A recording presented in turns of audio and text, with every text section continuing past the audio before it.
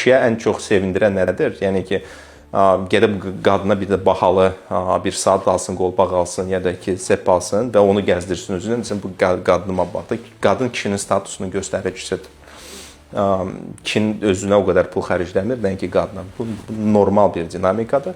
Sadəcə bunu bir şey nəzərə almaq lazımdır. Kimsə müqayisə etməyə çalışır da, gedir öz sevgilisinə, belə də ikinci xanımına ya da eskorta gedir, Range Rover alır, verir, mən nə bilim nə alır, verir. Amma mənim ərim mənə pul xərcləmir. Mən deyirəm, baxın, çox resurslu kişilərin, çox varlı, zəngin kişilərin çox nadir hallarda yalnız bir dənə qadın olur da. Bu təəssüflənəcək bəlkə faktordur. Əgər sən, çünki qadının nə vacibdir də münasibətin ki, layaqlıq niyə görə vacibdir?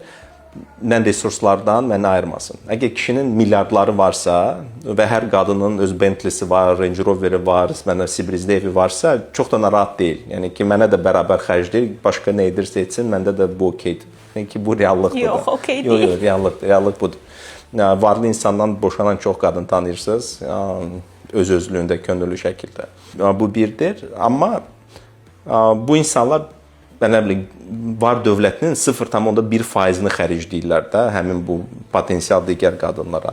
Amma sən orta statistik ailəsənsə və kişi qazancın 90%-ni sənə xərcləyirsə, baxmayaraq ki, bu Range Rover-a çatmır, amma o 0,1%-la sənə Range Rover-a, bu 90%-la sənə Range Rover ala bilmir. Amma sən daha dəyərlisən onun üçün, çünki o verə biləcəyinin maksimumunu sənə edir. Mən düşünürəm, bu ilə müqayisə etmək lazımdır. Kişinin potensialı nədir və bu potensialın nə qədərini sənə xərcləyir? Əgər potensialın 1%-ni sənə xərcləyirsən, o düzgün deyil.